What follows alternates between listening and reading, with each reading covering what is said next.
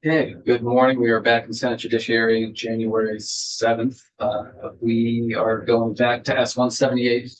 We have Kim Manis here from the State's Attorneys and Sheriffs to provide our first witness testimony on this bill. So, floor is yours. Thanks for being here. Thank you.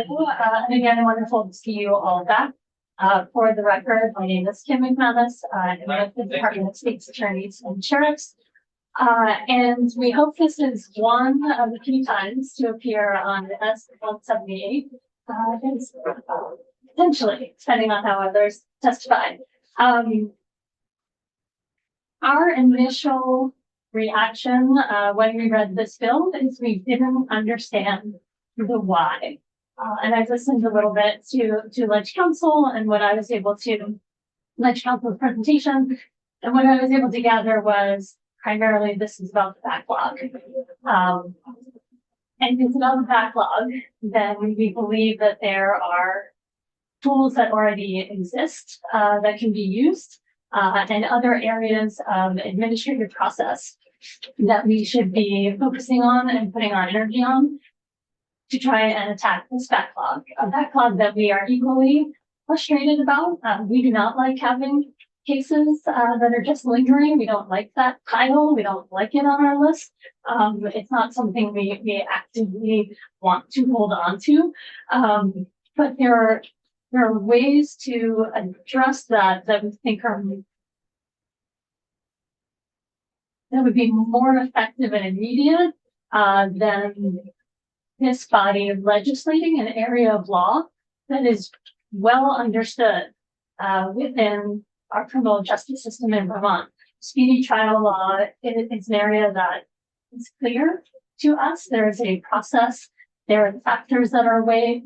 Our law is the same as the federal law. We have a lot of case law to draw upon. So if the issue was that folks are not motioning for speedy trial, motioning for dismissal based on speedy trial, or that judges are not hearing the cases or deciding them properly, then you would understand why we might need to get in to potentially retool. But that doesn't seem to be what the issue is. Defendants right now can move for dismissal based on speedy trial. They don't need this. They don't need to wait a year on a nonviolent misdemeanor or any misdemeanor. They can move at any time where they believe that threshold has been met, that there's been too much of a delay, depending on the factors. So we don't understand why this would be needed. Yeah, that's a very valid question. I think and so I'm just speaking from my own perspective and intent with this, which I raised a point when Eric was testifying. I'm not sure if you caught it, if you were listening at the time, but my perspective is that if there are cases lingering, and I don't mean it's 1 or 2 years. I mean cases that are 4 or 5 years old. I think that it's a reasonable ask to have the state explain why, using the interest of justice standard, to explain why that case needs to continue staying on the docket. The point that I raised that I think the essays may not be a fan of is that I don't think that the burden it should be on the defendant to file the motion and meet the standards for the interest of justice, because they are challenging to meet already. It's my opinion that if there is a nonviolent misdemeanor from 5 years ago, I don't think it's unreasonable to have the state explain why that case, that prosecution must continue, and to have the state have the burden of proving why, in the interest of justice, that case needs to take up space on the calendar. And also, I just want to add, I certainly don't think that you folks enjoy having the backlog. I fully hear that, but this is one step that I'm trying to take to help address the issue in general for everybody. Which understandable. I guess in the scenario that you raised, somebody having a misdemeanor 4 or 5 years old, In either scenario, whether it's through this bill or through our current speedy trial practice, the defendant needs to make that initial motion. So that defendant with a 4 or 5-year-old misdemeanor can move for dismissal at any point. And these factors are going to overhaul the constitutional factors that the court needs to weigh. So that the defendant in your scenario would make the motion, set the threshold argument that there's been an unreasonable delay, and then the state would need to respond to that and have to go through why this delays happened, who are they attributable to the defense, to the prosecutor, to the court calendar, whatever it might be, and what the prejudice is. What I didn't see in here is it doesn't, while it lays out additional factors, many of these factors the state would already be addressing in whether or not this case should go forward, right? Already within, even though the Barker factors are only listed as 4 factors, our case law, when you look at each of those 4 factors, is quite robust on what it means to meet each factor.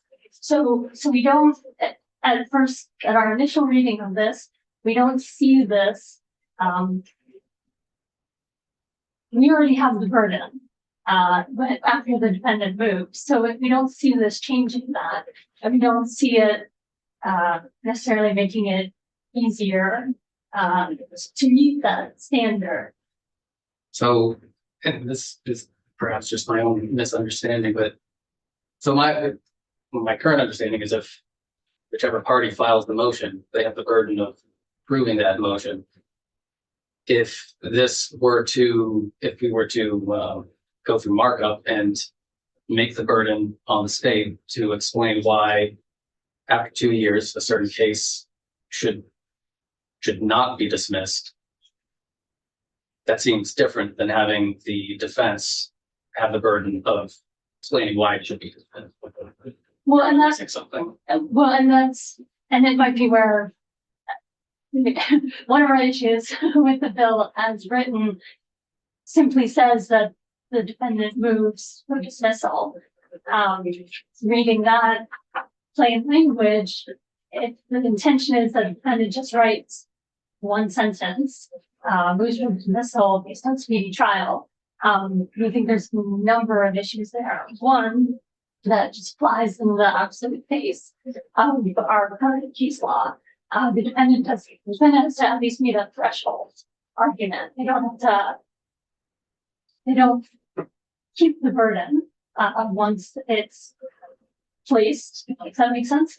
But they do have to make the initial argument that this time period is prejudicial to them. And here, we don't seem to have to do that at all. And so, yes, this bill is currently written as placing the burden entirely on the state, which when you then factor in the exclusion times, what this will do in practicality is when that 1 year or 2 year calendar date comes up, and theoretically would find about 1 or 2 sentences to get this ball rolling. The state would then need to go through the exercise first to even see, is this really a year, right? Let's go through all the exclusions, all the continuances. Did we have a competency exam? Everything that was listed out in here. And then if that has been met, then go through the various factors of why this is in the interest of the state to go forward. And we simply think that on its face is just one unfair that we essentially have to do that entire calendaring work and then argue for the case. But the unintended consequence is going to be this additional motion practice, these additional hearings that need to be scheduled, and further delays for our cases in general. What we want more court time to address these cases that are falling behind in the backlog that I believe you're trying to push forward with this. We need the time to try these cases. And that's what we need to be looking at, is where we can find the dedicated court time to get these cases in. These cases get overridden by our more serious felony cases, which often have somebody being held, not always, but often. And then those cases are always jumping the line. So we were just on a few levels point out, we do not think this is going to solve the problem that you're trying to solve. The burden is on the state. In our current case law, once the defendant meets that initial burden of saying that the length of time is too much, and at the bare minimum, we think that should be here. We do not think defendant should be able to write 1 or 2 sentences, and then we have hours and hours of work to respond to this in writing in 14 days to meet the deadline. So the court does not dismiss it without our input. We just think that's going to be impractical upon us. Senator Bruce. Thank you. So I hear you saying that you think this will make the backlog in effect worse because it will add additional procedures. But clearly the intent is to reduce the backlog. So I hear you saying you want more court time, and we have hired more judges. We have increased court time, probably to the extent we can from the near future. So my question would be, could the bill be amended in some way or changed in some way to maybe have automatic dismissals under certain circumstances, or we have contemplated in recent past having cases that meet certain criteria dismissed en masse as a class. Any possibility that we could do those with your group's active help to make this a bill that would more, in your opinion, more clearly target the backlog? So just before you came in, or a little bit before, no, not at all. But this is wonderful because it looks me back to where I started, and that is we believe that there are tools that already exist that we should be utilizing and encouraging the court to utilize, and there's administrative processes that we think would again address the issue. The first rule was mentioned during Ledge Council's presentation, Rule 48. The courts already have the ability to dismiss cases when they have been sitting for too long. That exists. The prosecution does not bring the defendant to trial in such time as the Supreme Court has advised through administrative order. We have those guidelines from the Supreme Court.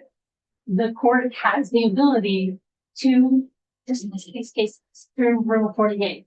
And this has been done.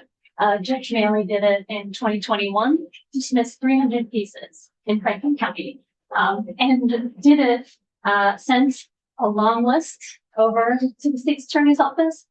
I am considering dismissing these, gave a window of time. If you have an argument for why they should not be dismissed, I need to hear it. Otherwise, these are gone. And they went. Yeah. So that rule exists and that ability exists. So again, to create this process to essentially make this rule. Well, and I hear what you're saying, and I remember we were referring to that case earlier, the dismissal of those 300. But we're prohibited from compelling the judiciary. So I know that the state's attorneys and others have been trying to get judges to do exactly what you're talking about. Clearly, many of them are not. So again, how can we,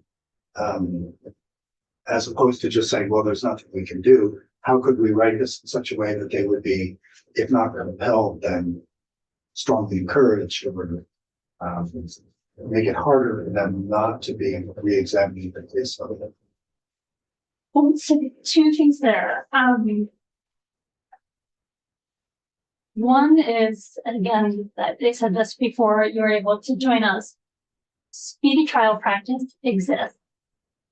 Defendants can make this motion, the state will have to reply, the court will have to go through the factors that exist. So this can be done. Nothing is preventing a defendant with a 4 or 5-year-old misdemeanor from saying, hey, Right. I wanted my speedy trial, I didn't get it. It shouldn't go on. And then the court will do its analysis. So that there's But again, not happening currently. but not happening, or and that's where if it was happening and then decisions weren't being made properly or something. How can we make it happen? Well, the training issue, the defense attorney should be making the motion.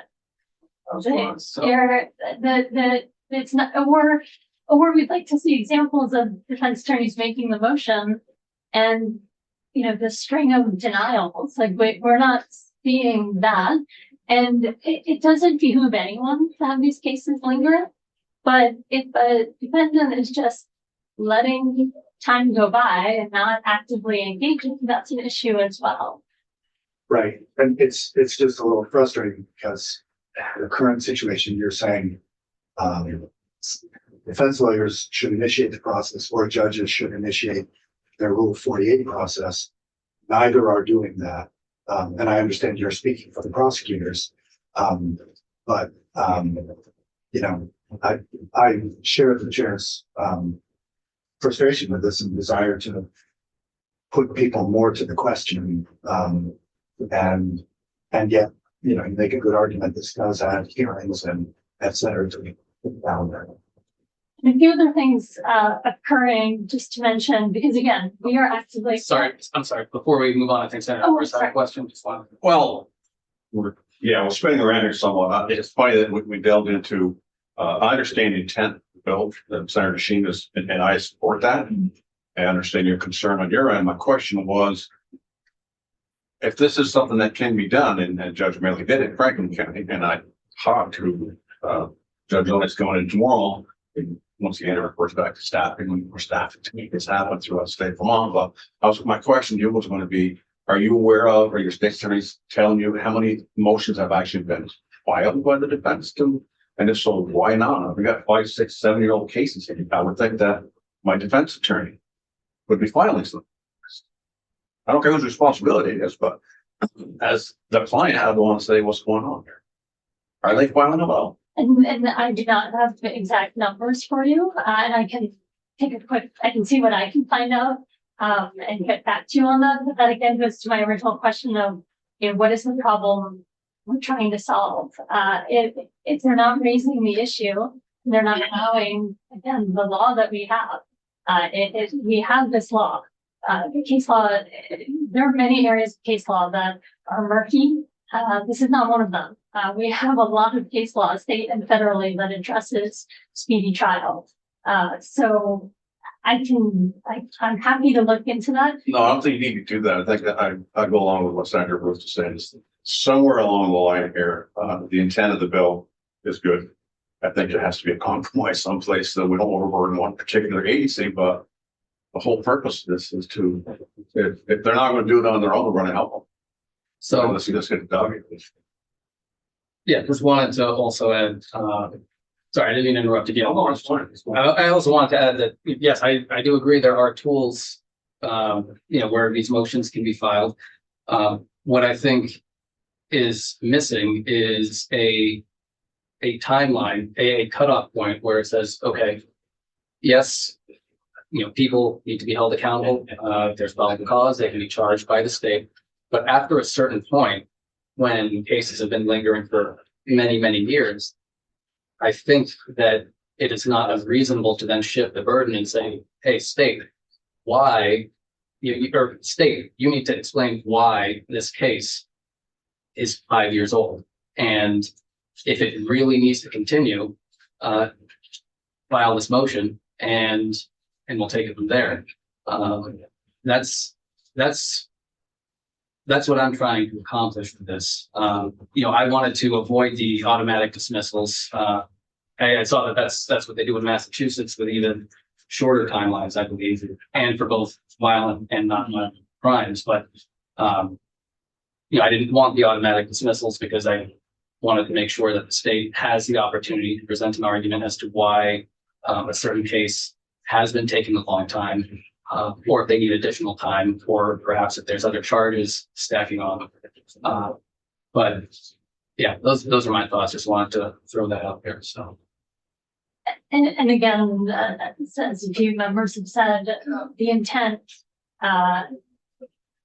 is understandable. I don't believe it's the impact that, again, there's going to be unintended consequences that not only don't solve the problem, but exacerbate the backlog problem.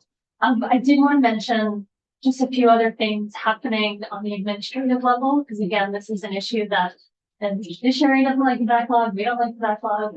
Nobody likes it. When asked, what about the state's attorneys? Like, can't we proactively dismiss these cases? And the answer is yes. We need time to be able to do that. So we have had conversations with the judiciary about calendaring times when we are not scheduled to be in court.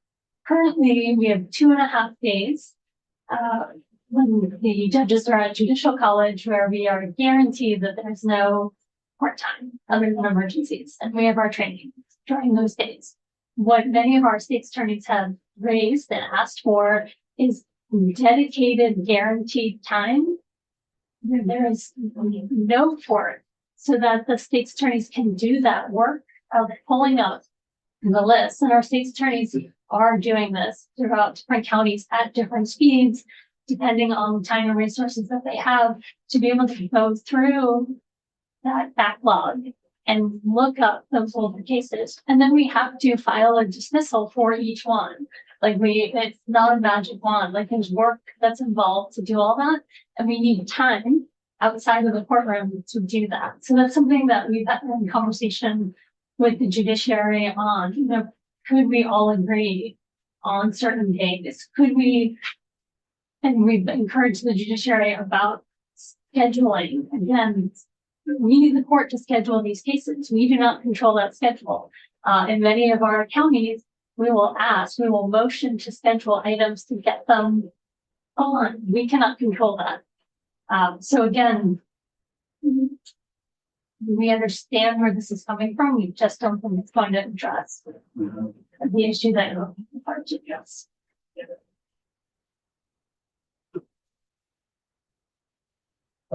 Do you have any further testimony or? No, not right now. Okay.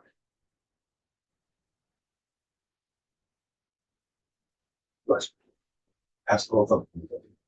Thank you so much. Committee, any questions before? Maybe Bill introduction. Questions? No. Okay. Thank you. Floor. We're going to floor one. Oh, not really. We'll have We can- very little and then we'll come back to the. You're going down to the. Yeah. That's what I'm just